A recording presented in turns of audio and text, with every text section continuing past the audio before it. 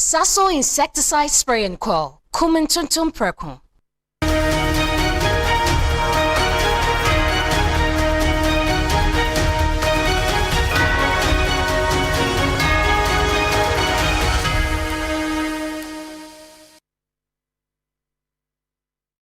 And as midweek, good evening. Welcome. This is Ghana Tonight. We're live from news up at Desa Week and also live on TV3 Ghana on Facebook and on DSTV channel 279. We're all across the world on 3news.com. I am Alfred Okanse. Tonight, government announces plans for the Ghana Armed Forces to lead nationwide water body cleanup, but survey shows illegal mining and forest reserves surge in 2024. Stay with us.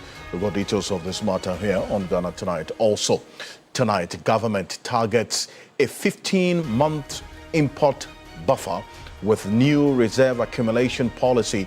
We assess what's in this policy and the feasibility of it. It's a conversation we're getting to tonight, so stay with us. Also, let's stay a bit further. And in the Chamber of Petroleum Consumers, they are predicting a marginal increase in the prices of petroleum and diesel. That's petrol and diesel in the next pricing window. We'll find out how all of these are going to culminate into, especially the prices of petroleum products at the pump. Stay with us, and the underlying factors as well. And we have this and more, including updates ongoing regarding the bilateral talks between Ghana and Ukraine. We're getting to that as well here on Ghana Tonight. You're an integral part of the conversation. The hashtag we're using is Ghana Tonight on Facebook and on X. Let's get talking.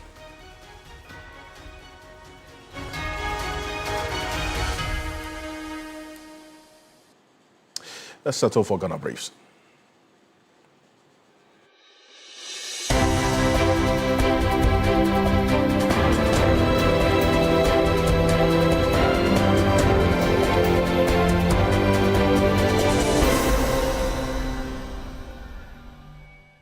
Security analyst Professor Kwesi Enin has called on President John Mahama to focus on reassurance and strategic direction as he prepares to deliver his State of the Nation address on Friday. Assessing the president's performance 1 year into his term, Professor Enin said, while the country's overall security situation has improved since December 2024, significant threats remain, both internal and external.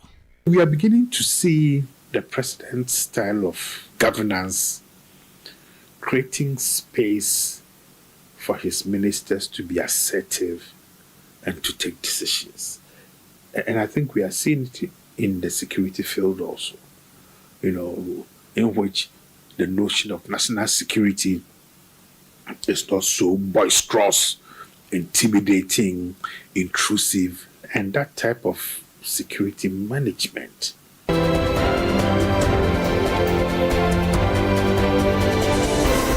To the eastern region, where the Etiwa East constituency executives of the governing National Democratic Congress are calling on the Inspector General of Police and the National Intelligence Bureau to probe illegal mining activities and the destruction of farmlands in the district. We will seize the opportunity to call on the Interior Minister, the IGP, National Security Coordinator, and the BNI to look into the matter and act accordingly. It's been codified and reported that in Asaman Town alone, over 200 farmers have reportedly lost approximately 70 hectares of farmlands to illegal activities.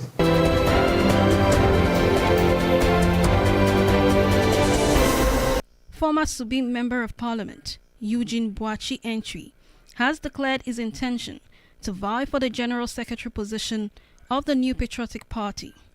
He says his vision is anchored on a strong sense of duty and a firm resolve to unite party members ahead of the 2028 general elections. My decision to seek the office of General Secretary is grounded in a clear sense of duty and a firm belief that the strength of our party depends on the strength of its structures, the unity of its members, and the confidence of its grassroots. If given the mandate, my focus will be on 5 key thematic areas. First is to strengthen and energize our grassroots. That's the base of the party.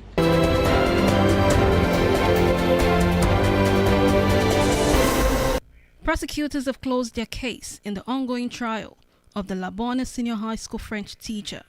Accused of sexually harassing his female student, prosecutors tendered in a key evidence, including a blood-stained underwear allegedly belonging to the victim. The defense is expected to argue that the teacher has no case to answer when the matter resumes next month.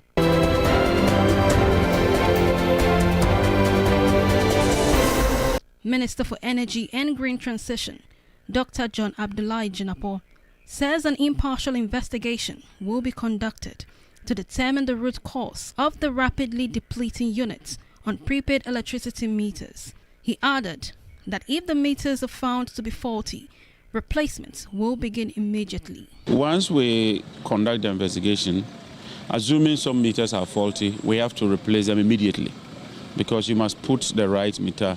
And if it turns out that people have overpaid, we have to find a way of compensating them. But like I said, it's just too early. Let us conduct the investigation. Fortunately, we have a very good working relationship with the PURC.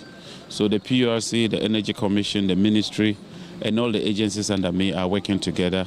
We'll make sure that we get to the bottom of this matter.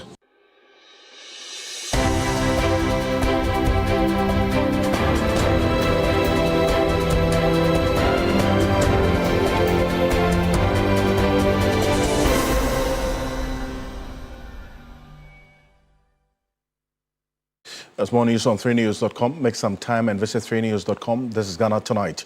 We're live on 3FM 92.7, also on TV3 Ghana on Facebook, and also on 3 News on YouTube as well. And it's as always proudly brought to you by Flamingo Paint, Simply Superior, Sasso Insecticide Spray and Qualcomm Tum Tum Preco. Coming up next on Ghana Tonight.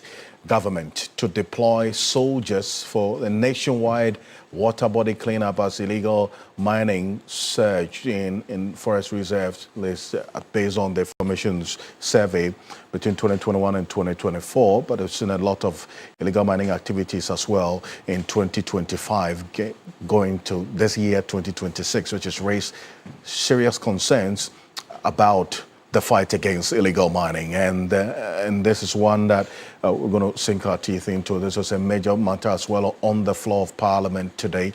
But illegal mining in forest reserves increased by 5,252.9 hectares between 2021 and December 31, 2024, reaching a total of 8,923.8 hectares, according to a survey by the Forestry Commission.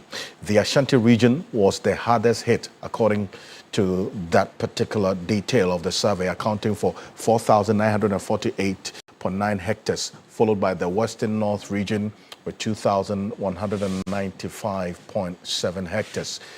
Operations Manager, the Plantations Department of the Forestry Services Division, Dr. Ben Togbo, presenting the report on Tuesday, said the least affected regions were the Savannah region with 29.5 hectares and the Central region with 44.7 hectares impacted.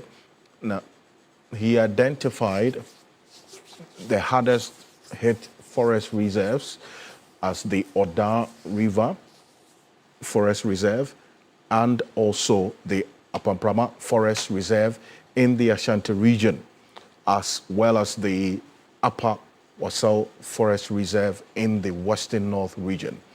And this indeed generated some conversation. In fact, we'll be hearing from the Finance Minister, Dr. Kasiela Toforson, in a bit as well. He had a few things to say regarding what the next phase of this fight against Galamsey will be going forward. But Adwola Sewa is the coordinator and co-founder of Eco-Conscious Citizens, one of the CSOs in the environmental space in this country. Well, good evening. Thank you for joining us. Good evening. Thank you for having me. And in fact, now this is a survey by the Forestry Commission itself about the impact of Galamsey and our forest reserves. Now, we've seen what they have put in this report between 2021 and 2024. A lot we have seen as well in 2025 happening in the forest reserves. The Apapama Forest is one area you together with other CSOs have been concentrating on this call for this Galamsey fight to be at least effective in that area, is it not? And this is captured by the Forestry Commission itself. Awula? Absolutely. Yes. That is the case. And based on this particular outcome, what specific response do you expect to see, especially from the Forestry Commission's own guards and NIMOS and this government-coordinated fight against galamsey? Well, first of all, we believe that the Forestry Commission, they have asked to be given paramilitary status so that they will have the correct resources to fight against the environmental terrorists. As it is right now, they are not well equipped. And some of the environmental terrorists are heavily armed. And they don't, to the best of my knowledge, even have bulletproof vests. So how are they going to fight them? So first of all, equip the Forestry Commission, give them the paramilitary status they are asking for, give them the resources they need to fight the environmental terrorists. Second of all, we need to have the political will to deal with the environmental terrorists. When we hear of district assemblies giving protection to illegal miners, so long as they pay some amounts of money. When Joy has done an expose and the DCE is still at post, and we are told that it's not limited to that specific area, it's in other areas as well, and no action is being taken, then the fight against illegal mining, one wonders if it's actually taking place. So unless and until we actually do the needful, it's very difficult to believe that there's a robust fight going on against illegal mining.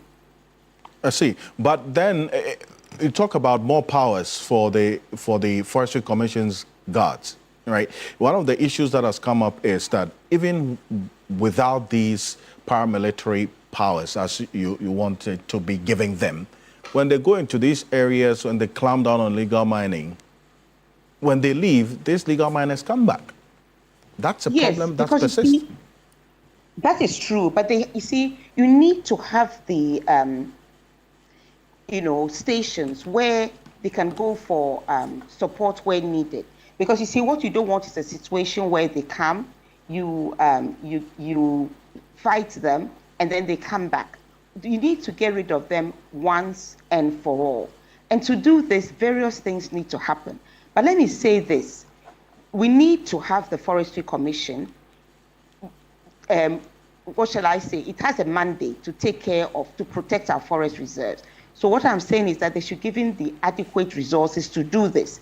And then when they need a backup, the backup should be able to be swift so that the environmental terrorists cannot return. It used to be the case that there were points close to the forest reserves where we had the military station.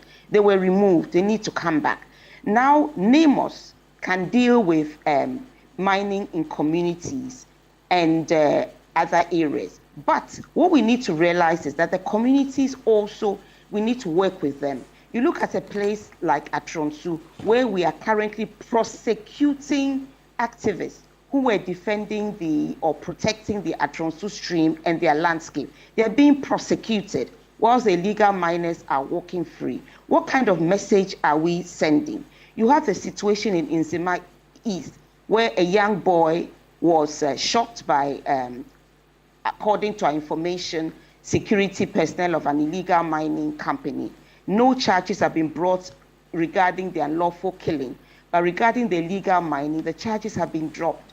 And then in other situations, we have, we are told, party chairmen collecting money from illegal miners so they can continue mining illegally. Until we have the proper resolve to deal with the existential threat we are facing, you see, we'll just be smoke and mirrors. Nothing lasting will take place. First of all, we need the political resolve. We need to take swift action against persons, whether they are closely associated with the administration or not, who are involved in illegal mining. We need to do something about it. And currently, that does not seem to be the case. Well, when you talk about that not being the case, there's something that happened in Parliament earlier today, Awola, and that's why I bring you in, because you're talking about further measures you want to see. The government has announced special efforts to tackle illegal mining activities, particularly in the water bodies. So the Forestry Commission is looking at what's happening in the forest reserves. Now, from what we understand, the Ghana Armed Forces would lead, together with NIMOS. That is the new face of the fight against illegal mining and Ghana's water bodies. But take a listen to the Finance Minister, Dr. Kasila Tuforsing, and I will come to you on the latest in terms of the next phase. Take a look. The Ghana Gold Board is also to facilitate the establishment of a modern LBMA-compliant processing plant in partnership with private investors to optimize recovery, participation, particularly in the ASM sector, and promote sustainability. Special efforts in the form of nationwide water body cleansing campaign within designated mining areas will be undertaken by the Ghana Armed Forces. Mr. Speaker, the National Anti-Illegal Mining Operations Secretariat, NIMOS, shall intensify their activities against illegal mining, especially illegal mining activities in water bodies and forest reserves. Right Honorable Speaker, the Ministry of Lands and Natural Resources and the Ghana Gold Board shall support and scale up sustainable initiatives such as the land reclamation. So, also, that's the Finance Minister who doubles as the acting Defense Minister as well, giving the details. So what's going to happen going forward is that the Ghana Armed Forces now, together with NIMOS, would lead this fight against Galamsey on our water bodies. Any reassurance on what you say has to be done further in this fight against Galamsey? You see, it sounds very good. We've been asking for the Navy to be on the water bodies so that the rivers that have been diverted, they'll be, whatever the word is, no longer diverted. We've asked for the removal of the chanfans on our water bodies and the removal of the environmental terrorists. We've asked for this. But you see, for this to happen, it's not just a question of saying that this is what we are going to do. We need to be tackling this at every level. That is why I'm saying that if you have a district assembly where the chanfans, all you need to do is to pay some money and then you can happily go and mine on the chanfans, where you have party chairmen allegedly collecting money for, from illegal miners. It's difficult to see how this is going to work, but it seems like a step in the right direction. We really need to understand that we face an existential threat. We are being poisoned. We need to remove all the chanfans from our water bodies. So if the armed forces is going to lead this robustly, they are going to ensure that the Navy is patrolling our river bodies, removing all the chanfans, removing the environmental terrorists, arresting them, prosecuting them. Then maybe there'll be some light at the end of the tunnel. But we really need to be robust about this. We need to ensure that all those who are complicit, all those who are part of the destruction of our water bodies will be robustly dealt with. But so long as we have district executives still at post who are involved in protection for or allegedly protecting illegal miners, it's very difficult to see that we are really serious about this fight. That is the point that I'm trying to make. Well, I appreciate your time on this matter, and the coming days is one to watch, especially when it comes to the implementation of this new phase, as you have pointed. She is the co-founder of Eco-Conscious Citizens and the national coordinator for that group as well, one of the CSOs in Ghana's environmental space. This is Ghana Tonight. We're going to come back to the Finance Minister, Dr. Kasila Tuforsing, who earlier today unveiled an ambitious new policy. That's the Ghana Accelerated National Reserve Accumulation Policy, aiming to build a financial buffer equivalent to 15 months import cover. That's an ambitious plan, but we would have a financial analyst also join us to have an understanding of it. But we're going to stay a bit further in Parliament because earlier today there was some verbal altercation, and that's what's coming up next. These exchanges with the Deputy Speaker of Parliament, that is involving the Deputy Speaker of Parliament and also the Minority Leader, Alexander Penyamaking, and the Old Tafo Member of Parliament, Vincent Assefuah. Now, this was after the Finance Minister, Dr. Kasila Tuforsing, detailed this Ghana Accelerated National Reserve Accumulation Policy. But there was this moment of heated exchange in Parliament between the Member of Parliament for Old Tafo, Vincent Assefuah, and the First Deputy Speaker, Bernard Ahiafo. But I want us, first of all, this is how it started.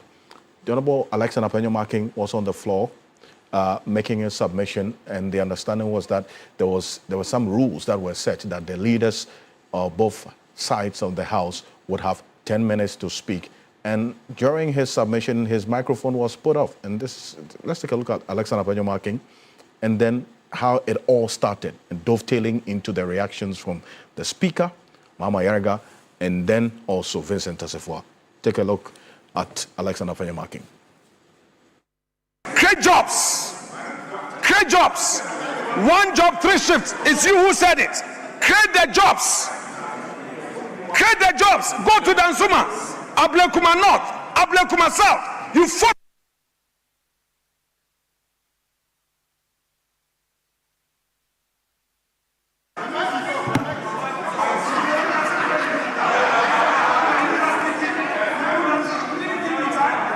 Honorable Minority Leader, the arrangements, please, can you for once listen?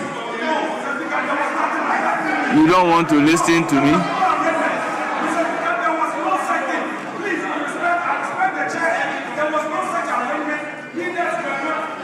We're not restricted, and Majority Please, Leader knows. Minority Leader, Mr. Speaker, I do not want to engage in any banter I'm with not. you. If you have told me 10 minutes, I'll prepare If accordingly. you can hear me out. Mr. Speaker, I must not be cut this way.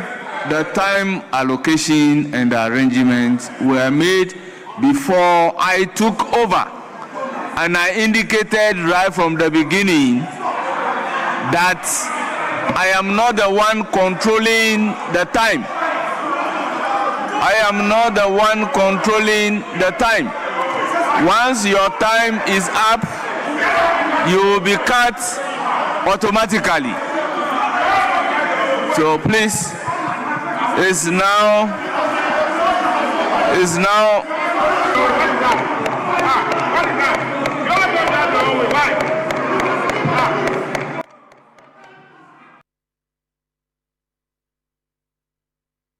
My brother Minority Leader, it is not every day that you will prevail. You must learn to accept even when you are not prevailing. You have made your point. Everybody has seen that you have made your point. Even I got up and supported your opposition, that unfortunately we as leaders were not told the time. That I admitted. So I don't see the need to continue to engage in a banter with the Speaker.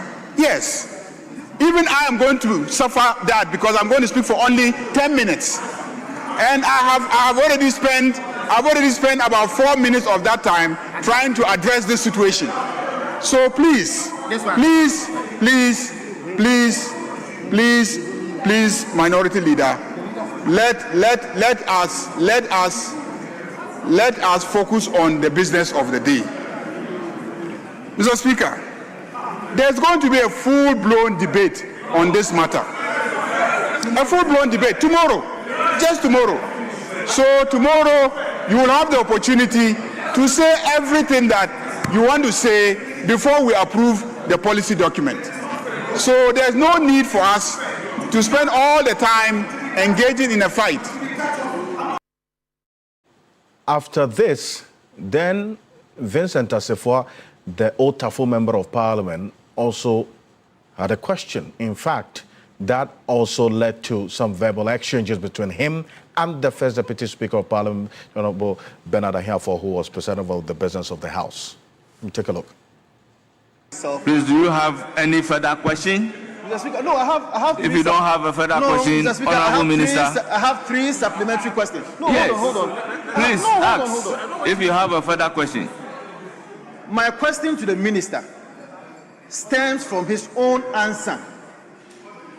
Page 62 of the answer that has been advertised in the order paper, which answer is to the effect that when I received the question from the Honorable Vincent Assefuah, I wrote back to Parliament through the clerk to seek clarity and specificity as I was being asked to answer questions for government organizations I do not speak or do not work in. My question to him is that, Mr. Speaker, and you need to protect me. The minister cannot be evasive. I am saying that this is a Facebook post. What is your supplementary question? That The minister. So you can ask is capable the of minister whether he said that to Parliament or not. But so long as you are referring to issues of Facebook, probably you can ask a specific question based on the Facebook post by the minister, and then the minister will come and answer. But this cannot be by way of a supplementary question. An honorable member, I think we don't have a further supplementary question. I have 3 questions. If any other member has a supplementary question, the honorable member may do so. With this question, then I mean, Ghanaians are watching. This is not fair. My second question to him is that. Honorable member, can you resume your seat? My second question. Please resume your seat. Honorable member, can you resume your seat? I have 3 questions. I take offense from the word I'm not being fair. Resume your seat. Yes, Honorable John Nyako, if you have a supplementary question, you can ask. It's okay, I retract that. It's okay, I retract that. Honorable John Dako, if you have a supplementary question, please No, ask. I have questions. I'm saying that I retract that. Honorable Minister, in the absence of any supplementary question, you can't be this unfair. You are accordingly discharged. You can't be this unfair. We thank you for attending upon the House and responding to questions. They are seeing how unfair you are. Honorable member, question time and if you disrespect is ended. We are likely to Yes, disrespect you as available well. leader, any we are likely indication? to disrespect you as well. We are members of Parliament. As you are member of Parliament, you have every responsibility to speak. Why can't you speak? Why can't you speak? Can't you speak? We have got questions here. Can't you answer? We will disrespect you if you disrespect us. We will disrespect you if you disrespect us. You cannot disrespect this side of the house. You cannot disrespect this side of the house. Honorable member, your conduct is becoming disorderly. I can ask the marshals to walk you out if you repeat.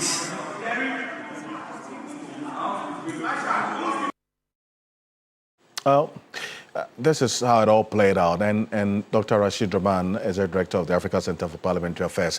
It appears that these scenes, Dr. Rashid Rahman, we're going to have to continue talking about this, and every time we have conversations with you is as a result of one chaotic incident or the other in Parliament. Quite a concern to you, you would say?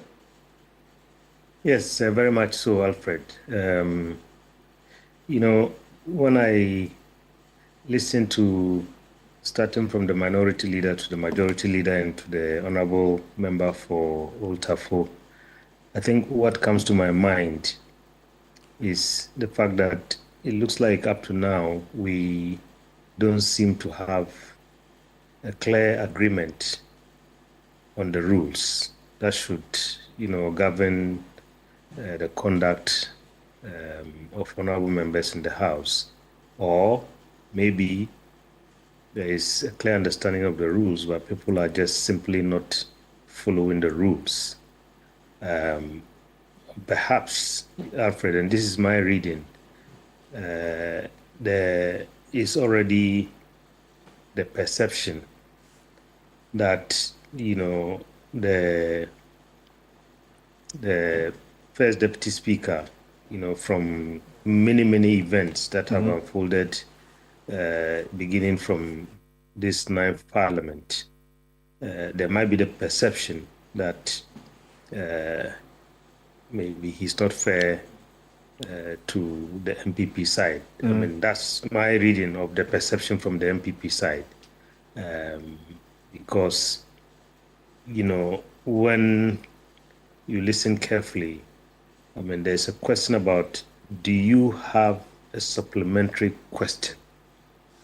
And I would have thought that, you know, the honorable member would go straight to, you know, the specific questions that he had.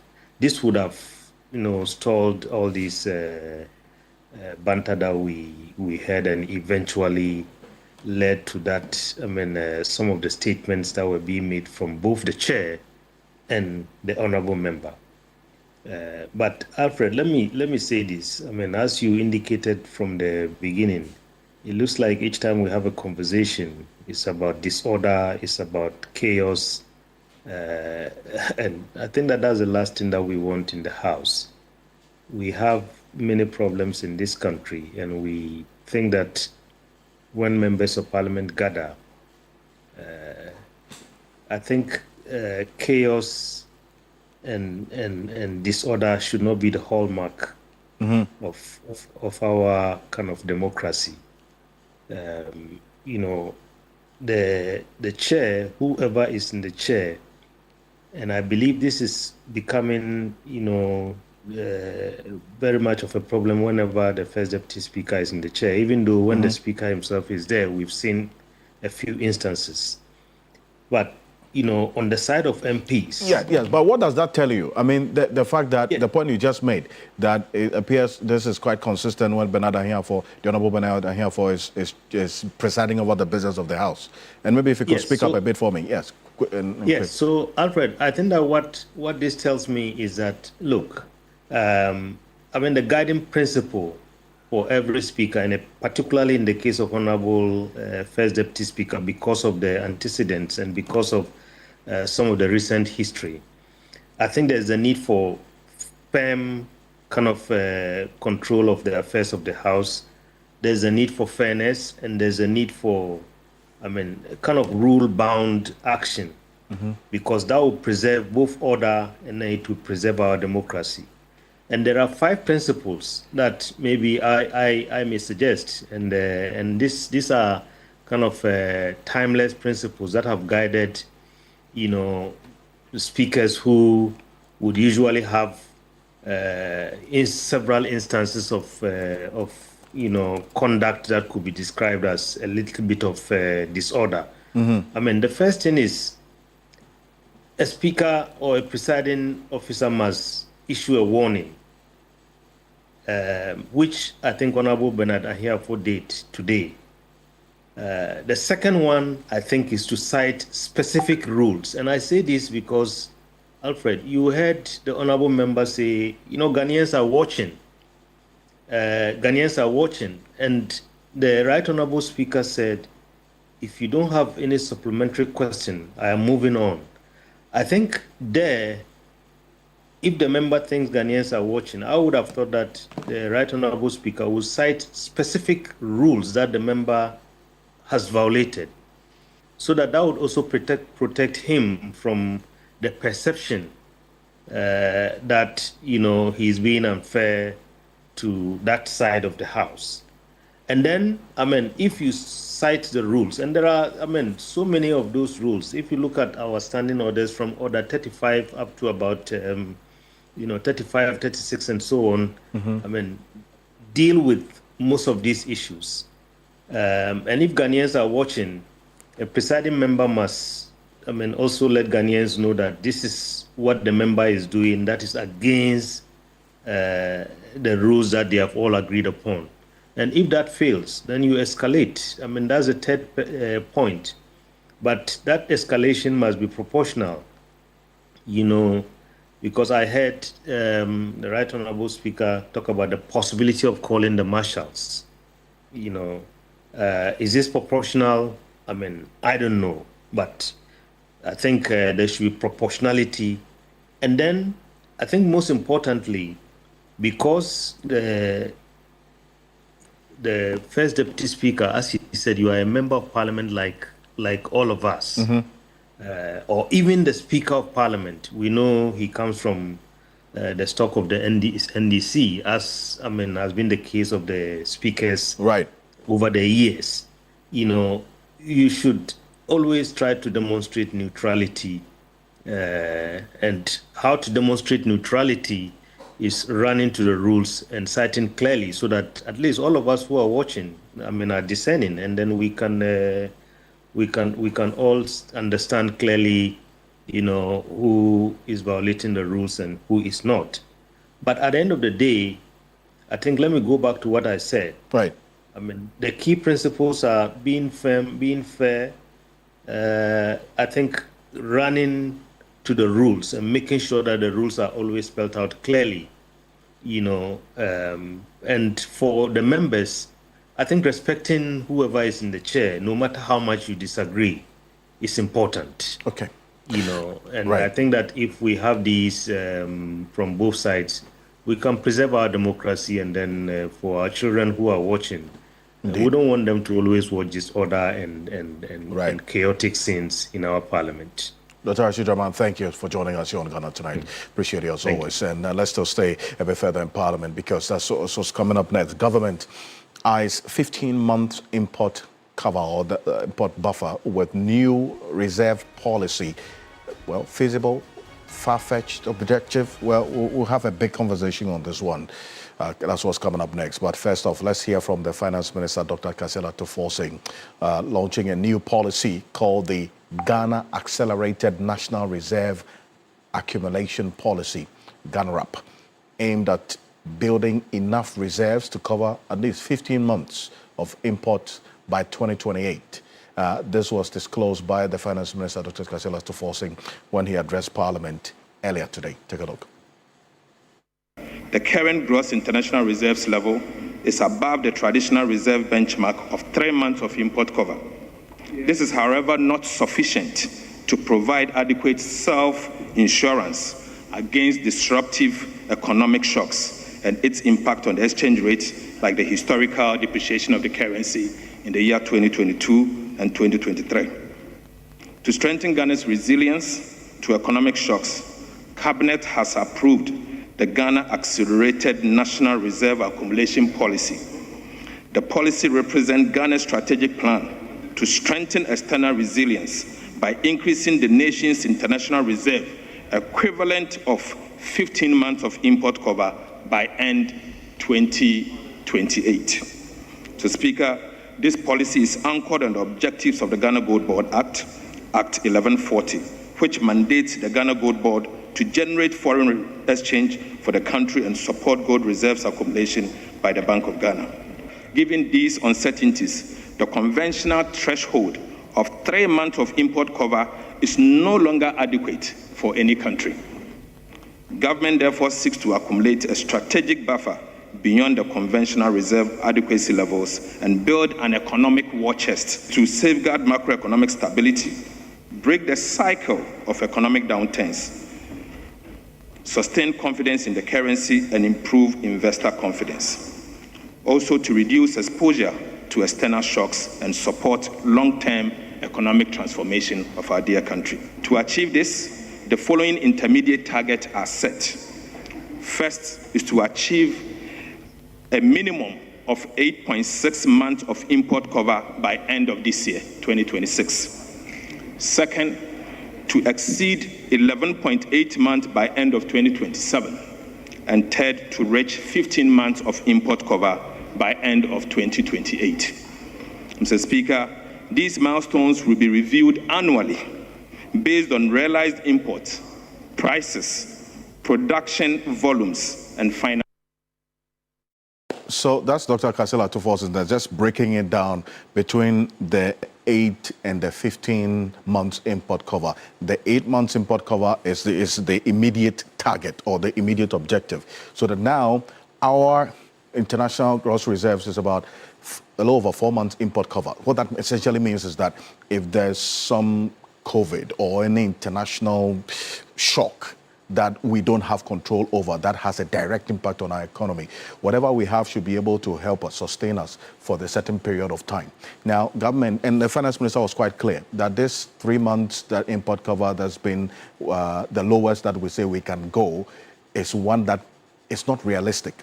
So now uplifting that target from 3 to 15 by 2028, so that all things being equal, if something happens and we have to rely on what we have as a country to survive without any export revenue coming in, 15 months, that's a little over 1 year, we should be able to survive. But as we speak, in terms of, and the Finance Minister was quite clear that primarily they're going to drive this 15-month import cover objective with the gold board. That's a central part of this entire objective of increasing our international reserves from 3 months to 15 months. This is it, and this is how the picture looks like. Right from, at least, let's go straight up until 2025, ending 2025. It clearly tells you how much of the central focus that the gold board has had in the economic stability that we have seen over time. And then consistently, the Bank of Ghana at the intervention in the forex market to stabilize the city and the economy. We've seen this, and that's why we've seen the gold reserves reduce, because a lot of the time there's been that reliance on the gold board to do this exact purpose of stabilizing the currency. But look at this. In terms of gold exports, we saw the surge right from at least December 2024, right up until now, that we're seeing in the millions of dollars, gold exports hitting almost $8 million as at the end of this particular period. And in fact, if you look at the surge consistently, we've seen consistent being the impact of gold board in this particular sector, and that cannot be underestimated in any way. The finance minister was consistent and quite clear about the central role and the most important role that gold board will play in this. But consistently, we've seen Ghana's gold reserves rise until this period where there was that direct policy by government to ensure that we are not only just keeping the gold reserves at the Bank of Ghana, but we're directly having it influence the stability and also the growth of Ghana's economy. And that's why it is not out of place. If you hear the finance minister, going forward, we're going to see, as has been outlined, government purchasing 3 tons of gold weekly, 3 tons of gold weekly to push this 15-month import cover. And that's what is going to happen in the months going ahead. We're going to go for this quick break. It'll give you an idea of the destination of this gold that we're exporting, and then also this objective that the finance minister was quite clear about as to what the way forward will be and how central gold exports will be in this 15-month import cover. Joe Jackson is a financial analyst going to be joining us right after this quick break. We have a conversation on the way forward on this. Stay with us.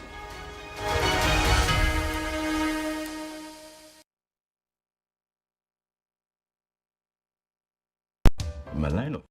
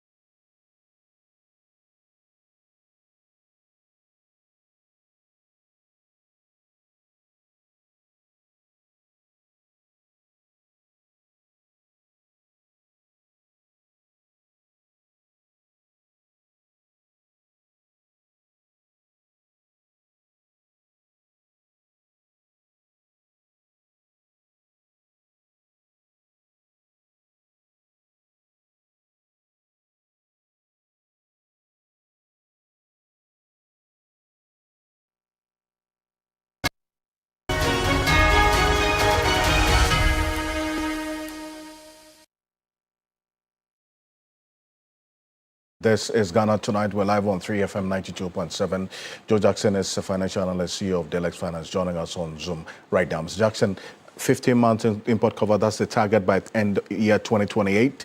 But now it starts from the graduated objective or the target of at least end of year 8 months import cover over and above the 4.5 months import cover as we have it now. A feasible objective, you would say? Well, first of all, it is feasible. It is an attempt to ride the current high prices of gold and to use it to build our reserves. Feasible it is, but it requires discipline, because building reserves means that you are taking money away, that money that could be spent doing other things. You're saying, I'm building reserves. I'm saving money for a rainy day. I want to make sure that these reserves sit so that in future I can use it. So like anything else, if you decide to increase the amount of money you are saving and putting aside because you are getting more income, it is good. But it requires discipline. It requires that you make sure that you keep to the to whatever percentage of your revenue that you want to put aside. It's not, the plan is good. The plan is feasible. The plan will also help to keep the cedi stable, which would be fantastic. But it requires discipline. And if the government can keep to that discipline, that would be fantastic. I notice that this is a legacy they want to leave, because they say it will by 2028 we should have been at that level. If they can do it, we'll clap for them. But it requires discipline. It requires sacrifice. It requires that you don't spend all the revenue you make, and that's key. But it's a very important point you make about the feasibility of this and the discipline that is needed, because then revenue would be kept as against it being used for one project or the other. There has to be a trade-off at some point.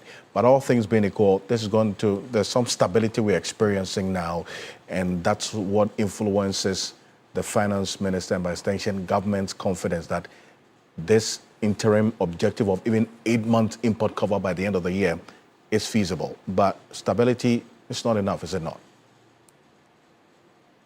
Stability is a critical requirement.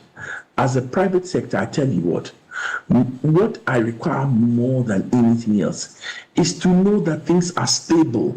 Prices are stable, not even necessarily falling, but they are stable.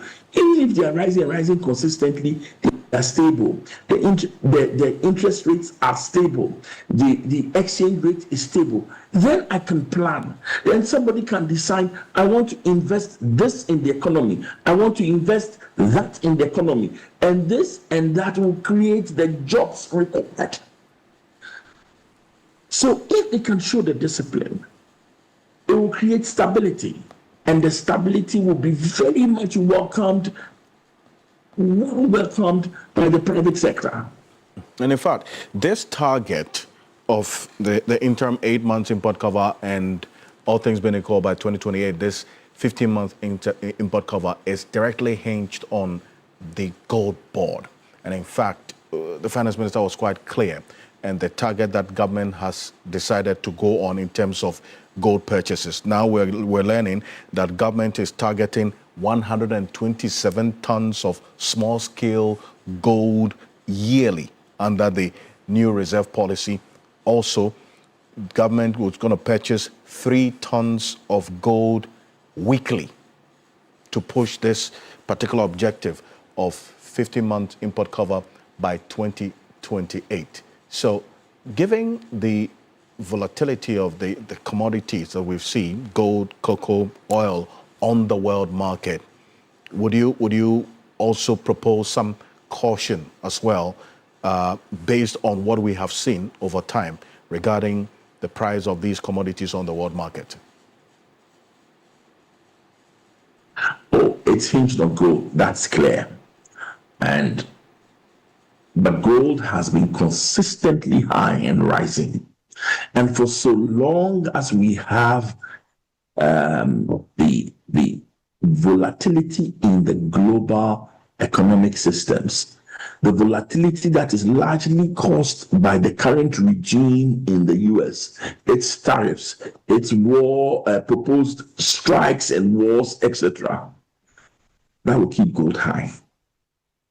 That will keep gold high. Remember that for so long as there's volatility in the world economic system, people want to keep gold because gold is reliable. So the side effect of all the volatility created by the US and President Trump, and the continuing volatility for another 3 years or so, means that gold will be high. So even though it is a bet on the commodity price of gold, I think it is a reasonable bet now. And I would rather that we said we're going to take advantage of the current instability and put money aside rather than say it won't last, so spend it. No, this is the right thing to be. It's a business. It will require discipline. It will require sacrifice, but it is feasible.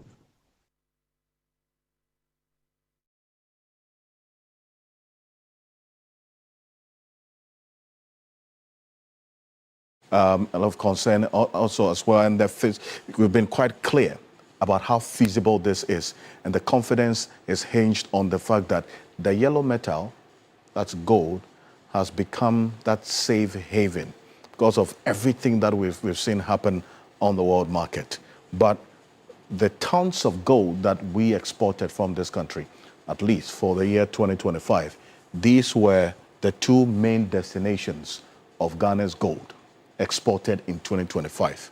We have 75,703 kilograms of our gold exported in 2025 going to Dubai, and 26,943 of our gold exported going to India. The rest of the countries we're talking about, that is the Switzerland, South Africa, Hong Kong, the United States, China, Austria, Qatar, Italy, all having very small portions of the gold that we exported. So it clearly gives you an idea of our business and trading partners when it comes to gold exports. But well, the confidence is there, consistency as well is there, and then also the government's confidence that this, all things being equal, is going to be the central focus of this ambitious objective of having 15-month import cover by 2028. And coming up next, before we go, still on matters of commodity, the Chamber of Petroleum Consumers, COPEC, they have projected an increase in the pricing window of March 2026. That is the first pricing window.